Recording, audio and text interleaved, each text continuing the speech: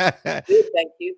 Hey, appreciate you coming in here on a Tuesday evening. Thank you for spending some time in the barbershop. Yeah, tell me about it. I haven't gotten made up and dressed up at 9 o'clock at night since I went to the club. That's been a long time ago. And what club was that? Maverick Flats? What else? Any of them, hey. I mean, it seems like it might not have been, that long ago, but sheesh, Lord. Well, welcome to the show. And we were getting a lot of requests for you. And I was like, man, we was getting a lot. I wonder why. And I was like, I believe we can get Miss Parker on. Thank you. You got it. Mm-hmm. Do you respond to Miss Parker quite often? All the time. And I never get tired of it. I'm just grateful and blessed that I am able to still respond to it. And people just love Miss Parker. As a matter of fact, I just did a music video last week and for some young rappers. And, they wanted me to just come through a little scene for a gambling scene. And both of the guys, they just looked and stopped gambling. They said, "Hi, Miss Parker." I said, "Hi, boys." And then the scene, dance, got paid, and bye. It was cool. It was nice. There was a lot of nice young men there. Mm-hmm. So it worked out. Everybody was respectable. We did our testing and COVID and all that. So beautiful. So before all this started, you were born and raised in Ohio. Yes. Oh, absolutely. Mm-hmm. Yeah. Go ahead. Ohio. But yes, I am from Ohio, Youngstown/Girard, Ohio. Mm-hmm.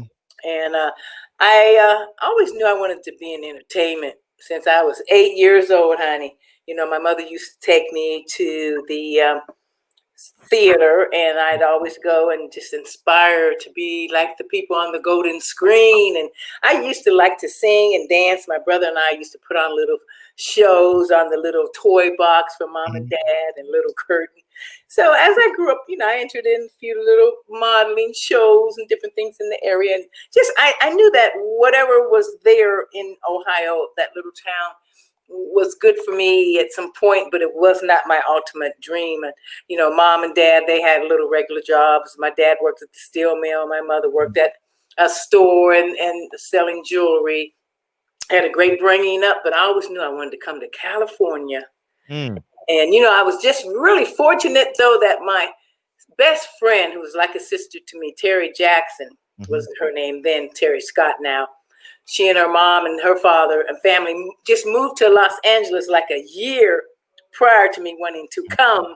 She graduated a year before me, so I came right after them. Had they not been here, truthfully, I don't think I would have ventured out on my own to come to California. It would have been a little scary for a little town girl. I didn't have that much nerve, but everything happens for a reason, I'm glad I did. Absolutely. I always wondered, especially being that you're from Ohio, why did you choose? I mean, obviously your friends were here, but why not New York as opposed to California?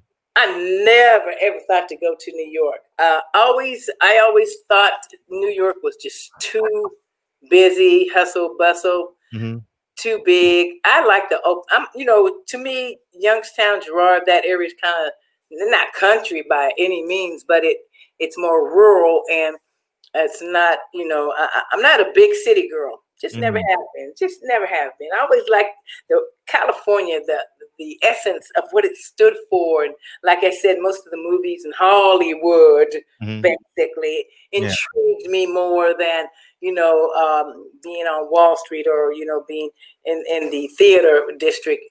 So I didn't even think about that. Really, nobody ever asked me that. That's a very good question. Well, we got some more coming. What's up? So you hit the ground running when you came, and how old were you when you came? I graduated in 69. Can you believe that? 1969. I graduated, and I worked for a little while, maybe about 6 months to earn enough money to be able to pay for my airfare and come to California and sustain myself for a little bit. And I actually worked a few jobs. Would you believe I worked at a sewage plant? Ah, Ah. I did. I was like a little assistant there, and I actually worked for General Electric in Youngstown, and I was bobbing the wires. You know the little wires that go in the light bulbs, the old light bulbs. Yeah, I used to get those and have to. My nails and fingers and stuff got so dirty and nasty and whatever. But I was making the money. I was like, I don't want to work ever again doing any kind of job.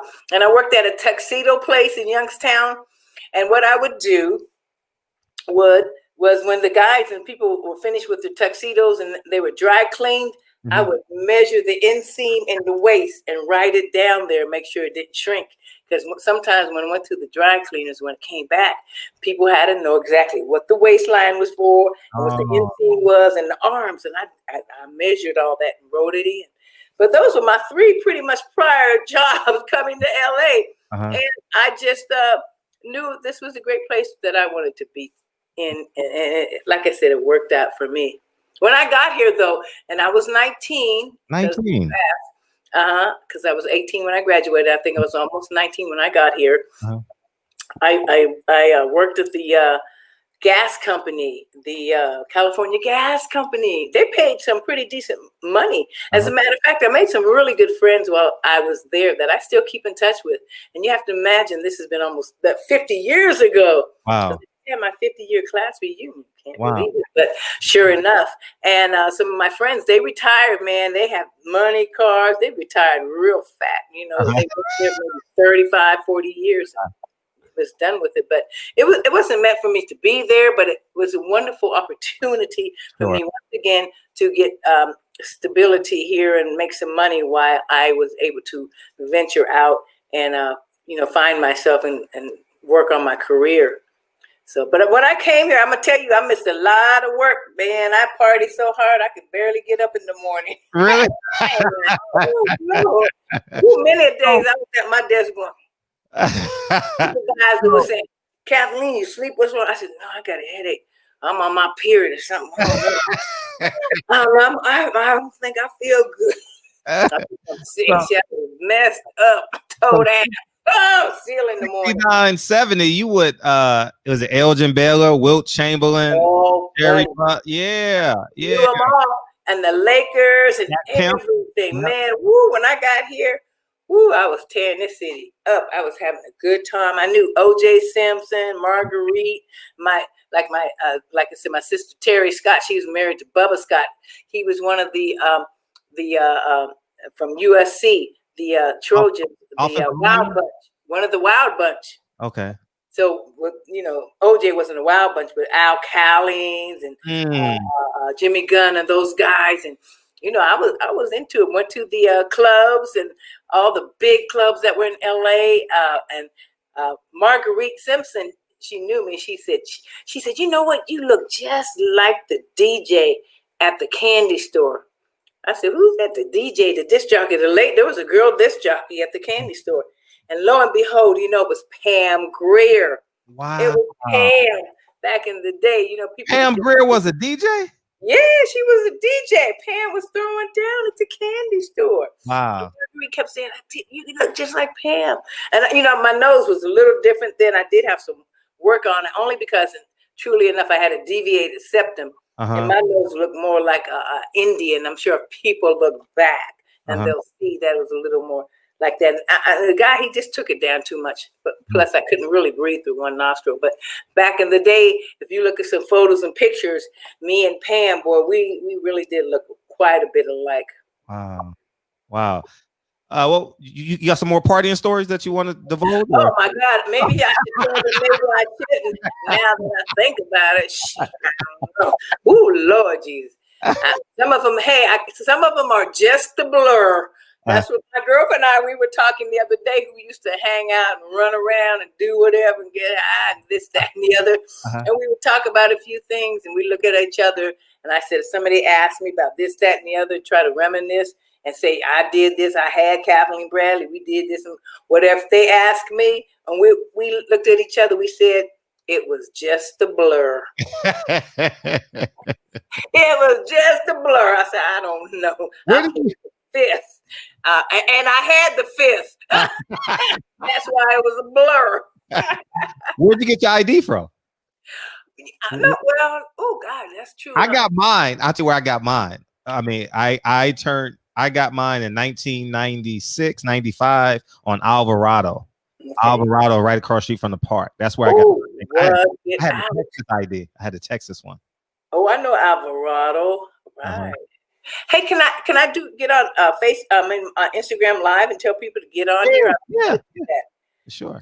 So I would try to do that because I did tell people to get on, and I hope a lot of my fan base and folks is looking and listening right now. But I'm a little novice here. I probably don't even know how to do it. I don't want to get distracted. But we do need folks to make sure that they're chiming in because I do have a lot of fans, and a lot of people do want to communicate with me and talk to me live.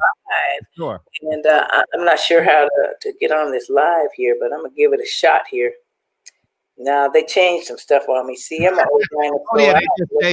They just changed